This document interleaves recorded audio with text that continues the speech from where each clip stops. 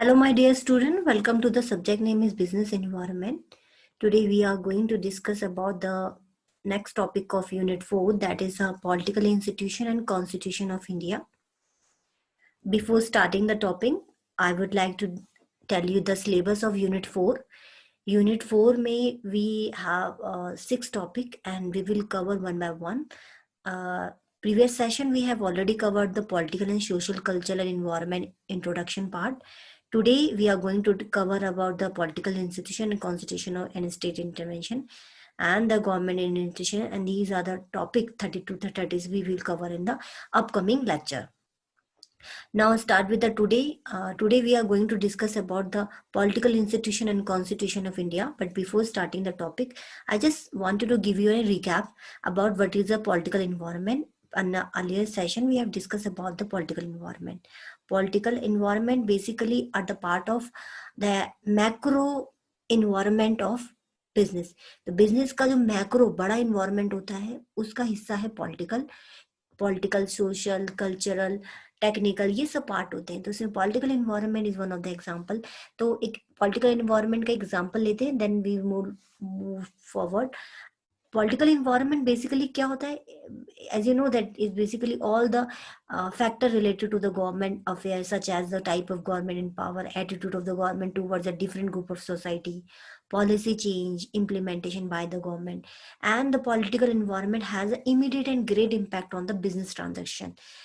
Political का बहुत impact पड़ता है बिजनेस ट्रांजैक्शन में. So the businessman should scan this environment means political environment very carefully, because the businessman has to make changes in his organization according to the changing factors of the political environment. हर एक businessman को political environment के according अपनी policy, अपने changes, अपने decision making, अपने decision लेने होते हैं. इसलिए पॉलिटिकल एनवायरनमेंट एक बिजनेसमैन को बिजनेस एनवायरनमेंट के बारे में पता होना चाहिए, बिजनेस एनवायरनमेंट में पॉलिटिकल एनवायरनमेंट के बारे में पता होना चाहिए. Let take an example of foreign policy by the government. As you know that you can see here Narendra Modi ji, and with the foreign policy by government, or you can say foreign policy of government. Let's take an example, like you can say that currently Modi government is in power, है ना, which means it put emphasis on more and foreign investment and the foreign trade. Modi government put forward uh, put emphasis on the foreign investment and foreign trade. तो मोदी जी का जो main focus है वो foreign investment, that's why they making foreign policy and they visiting another different nation so that they strengthen their foreign policy. And इस strengthening से क्या होगा?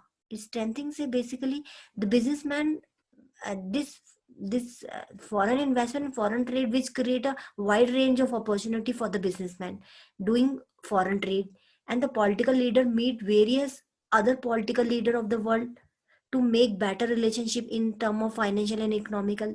So what will happen as a result of our face, we can, as a result of that we can say that this policy of the government, like foreign policy, foreign trade or foreign investment policy, is basically put, you can say this kind of policy is can be put constraint and may offer opportunity for the businessman. So that's why the here you can say that depend upon the government and their policy, the businessman can be affected or impacted.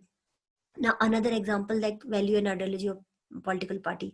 As you know that different party has a different ideology. Like take an example of BJP focus on the industrialization, Congress focus on the agriculture and social democracy, armed parties focus forward on the development, upliftment of the poor people. So depend upon their concern of a different party, businessman has to keep on the eye that which party is a non or is the ruling party, and what kind of a ideology and the value system or the value the political party has possessed. तो depend upon the policy they can get an opportunity or threat. तो उसके हिसाब से उसको threat opportunity, इसीलिए political environment के बारे में businessman को पता होना चाहिए. That's why हम यहाँ पर business environment में political environment के बारे में पढ़ रहे हैं. So this is all about the political environment and its example. Now today we are going to cover about the political institution. तो अगर इंडिया का political institution देखा जाए तो we have basically three type of political institution vital, that is a legislature, executive and judiciary. और यहाँ पर we can also call it as three level of government. तो इसी चीज को मैंने I have put some diagram so that you get an easy way and you can easily understand कि कितनी पॉलिटिकल इंस्टीट्यूशन और जो लेवल ऑफ गवर्नमेंट है वो तीन टाइप की होती है, legislature, executive and judicial. Legislature is basically means parliament. हमारे देश में जो गवर्नमेंट ऑफ इंडिया वो तीन लेवल पे, तीन लेवल्स है गवर्नमेंट ऑफ इंडिया, गवर्नमेंट्स के तीन लेवल है, एक में पार्लियामेंट है, एक में एग्जीक्यूटिव है, एक में जुडिशरी है। तो गवर्नमेंट की जब भी बात करते हैं, पार्लियामेंट में बेसिकली प्रेसिडेंट, लोकसभा, राज्यसभा आते हैं। Basically what they do, they basically responsible to make a law. तो कोई भी देश का जो कानून होता है, जो रूल होता है, तो बेसिकली कौन बनाता है? लेजिस्लेशन बनाता है, पार्लियामेंट बनाती है। पार्लियामेंट के द्वारा ही हर एक देश का रूल्स एंड कानून बनता है। एग्जीक्यूटिव में basically president, vice president, cabinet, ministry आ जाते हैं। एग्जीक्यूटिव में वो सब पार्टीज और वो सब रिस्पॉन्सिबल पार्टीज आ जाती हैं। They are basically responsible to implement the law which is made by the legislature. जो भी पार्लियामेंट में लॉ बनते हैं उनका जो एग्जीक्यूशन होता है बेसिकली एग्जीक्यूटिव करते हैं। एग्जीक्यूटिव में कौन आते हैं? President, vice president, cabinet minister आते हैं, ठीक है। अब now talking about the judiciary. Judiciary में देश का कानून, देश का कानून में mean supreme court, high court. As you know supreme court is basically high supreme level of court, that is a supreme court. And high court and district court. कोई भी प्रॉब्लम होती है तो बेसिकली कोई पर्सन है as a business man है, वो किसी पर्टिकुलर स्टेट में रह रहा है, किसी डिस्ट्रिक्ट में, तो अपनी प्रॉब्लम को सबसे पहले डिस्ट्रिक्ट लेवल में सॉल्व करेगा। डिस्ट्रिक्ट लेवल में सॉल्व नहीं होगी, then they move towards the high court, then supreme court. तो supreme court basically central level में जो प्रॉब्लम होती है, they basically supreme court is responsible to remove और solve the conflict between the executive and legislation. इन दोनों के बीच में जो भी रही होती है या अदर तरह के कोई भी मैटर होते हैं, कॉन्फ्लिक्ट होते हैं और डिस्प्यूट होते हैं, उनको रिजॉल्व करते हैं। What kind of dispute? Basically employer employer के बीच में डिस्प्यूट जो भी होता है, तो जुडिशरी इसमें हेल्प करता है। अगर एम्प्लॉयज एम्प्लॉयज और गवर्नमेंट के बीच में अगर डिस्प्यूट होता है, तब यहाँ पर जुडिशरी सिस्टम हेल्प करता है। एम्प्लॉयज और एम्प्लॉयज के बीच में जब होता है, एम्प्लॉयज और एम्प्लॉयज के बीच में होता है, एंड एम्प्लॉयज एंड पब्लिक के बीच में जो भी डिस्प्यूट क्रिएट होते हैं इन सब पार्टीज के बीच में, देन जुडिशरी सिस्टम हेल्प। तो बेसिकली पॉलिटिकल इंस्टीट्यूशन में we have learn about the three political system है। क्या पढ़े हमने? Legislation, executive and judiciary. ये बेसिकली तीन level of government of India भी है। तो structure of government of India अगर आपसे कोई पूछता है तो नहीं, you can answer out that it has three levels. Now moving towards the next topic, that is a constitution of India. देश का जो कॉन्स्टिट्यूशन है, संविधान जिसको बोलते हैं संविधान। तो आपको पता है अगर देश जो है वो कोई ना कोई संविधान, देश में देखो रूल्स एंड रेगुलेशन होने बहुत जरूरी है। एज यू नो दैट कोई रूल्स एंड रेगुलेशन, किसी भी चीज को चलाने के लिए कोई ना कोई रूल्स रेगुलेशन चाहिए। एज यू नो दैट हम अपने, as you know that as a student आपको कोई ना कोई रूल्स एंड रेगुलेशन हम आपको फॉलो करने के लिए कहते हैं। तो ये कॉलेज को रन करने के लिए चाहिए। इन अ सेम मैनर किसी कंट्री को के लिए जो भी रूल्स एंड रेगुलेशन होते हैं, उस कंट्री में अच्छे से एडमिनिस्ट्रेशन, अच्छे से कंट्री में काम हो सके, उसी को क्या बोलते हैं? Constitution of India. तो देश का जो कानून होता है, रूल्स एंड रेगुलेशन होता है, that is constitution of India. तो हमारे इंडिया का लॉन्गेस्ट कॉन्स्टिट्यूशन इंडिया है। प्रीवियसली 395 आर्टिकल एंड 12 शेड्यूल थे, but right now presently 447 article and 12 schedule है अभी प्रेजेंटली 2019 के according. Constitution is basically return जो हमने बनाया हुआ था, ये 26 नवंबर 1949 में ये बना था, एंड इट वाज सेंटर्ड और you can say implemented by 26 जनवरी 1950 में ये इम्प्लीमेंट हुआ कॉन्स्टिट्यूशन ऑफ इंडिया, भारत का संविधान। तभी हम संविधान दिवस मनाते हैं 26 जनवरी में। ये 1950 में आया था। तो कॉन्स्टिट्यूशन ऑफ इंडिया बेसिकली क्या है? It's basically supreme law of India.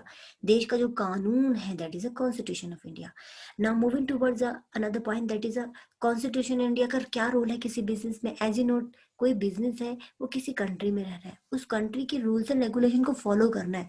That's why constitution किसी बिजनेस में बहुत प्ले इंपॉर्टेंट रोल करता है। Every business is basically operate under the statutory framework. Statutory means legal framework के अंदर काम करता है। कोई बिजनेस किसी लीगल फ्रेमवर्क के अंदर काम करता है, वो लीगल फ्रेमवर्क क्या है? उस कंट्री का फ्रेमवर्क है, that is constitution of India. इसीलिए कॉन्स्टिट्यूशन इंडिया के बारे में बिजनेस में पता होना चाहिए। बिजनेस इन्वायरमेंट में constitution India basically it's comes under the political environment. अब कॉन्स्टिट्यूशन ऑफ इंडिया की जब हम बात करते हैं, constitution base India basically has a four you can say सब पार्ट। कॉन्स्टिट्यूशन इंडिया में चार फोर चीजें आती है, that is the first one is preamble. Preamble is basically means it's basically guideline to guide people of nation to present the principles of the constitution. प्रीमिलम में basically एक तरह का guideline है, you can say indicate the source from which the document derive, or you can say that it's basically hopes and aspiration of the people, or you can say that a basically guide है जो nation prelim to the constitution of India is basically guideline to the guide people of nation to present the principles of the constitution. So it's basically introductory statement and document that explain the document philosophy and objective. तो प्रिविलम है जो basically एक तरह का basically ये एक हर एक citizen को कुछ कॉन्स्टिट्यूशन कुछ गारंटी देता है कुछ राइट्स के, तो that's comes under the preamble में. तो कॉन्स्टिट्यूशन इंडिया बेसिकली सब पार्टेड है, 4 पार्ट में प्रिमिलम के अंदर आता है. Like economic justice, economic justice means हर एक ड्यूटी ऑफ हर एक इकोनॉमिक जस्टिस मीन्स कोई भी बिजनेस ऑर्गेनाइजेशन है उसको सोशल इकोनॉमिकल पॉलिटिकल जस्टिस मिलता है.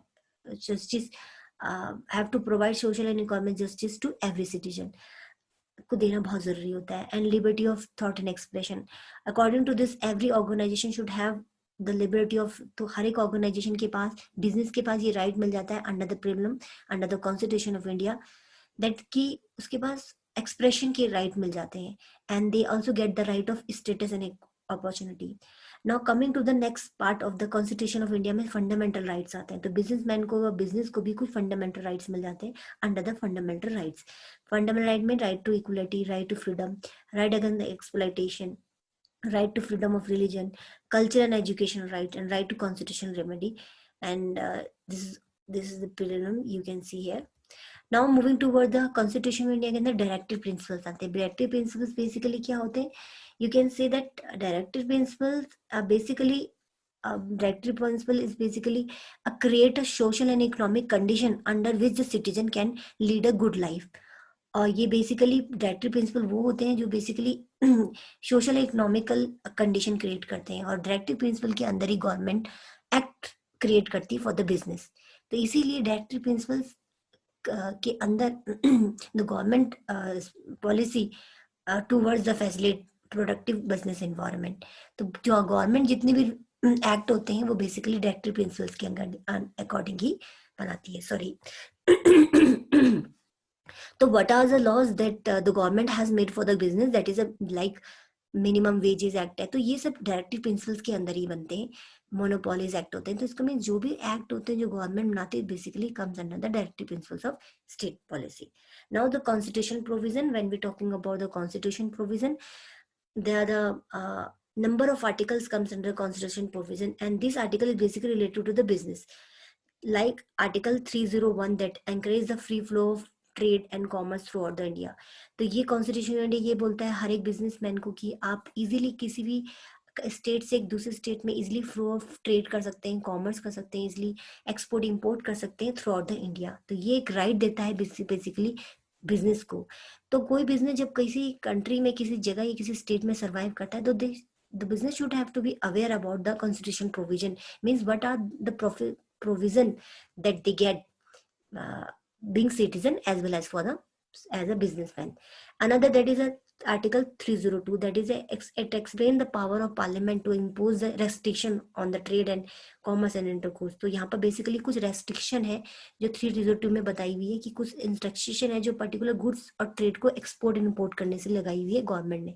तो ये भी बिजनेसमैन को पता नहीं चाहिए what are the restriction the government has impose on the business. तो बिजनेस को पता होना चाहिए कि वो इन रेस्ट्रिक्शनों को, कुछ रेस्ट्रिक्शन गुड्स को वो ट्रेड ना करे, क्योंकि ये सब बेसिकली गवर्नमेंट ने रेस्ट्रिक्टेड किए हुए. Another that is 303 deal with the restriction of the legislative power of the union trade and with regards to trade. तो यहाँ पे कुछ अधिक legislative powers related कुछ restriction किए. Another that is 304 that is a state power to regulate the trade. तो कुछ state के पास power होती है कि that they can regulate trade and commerce.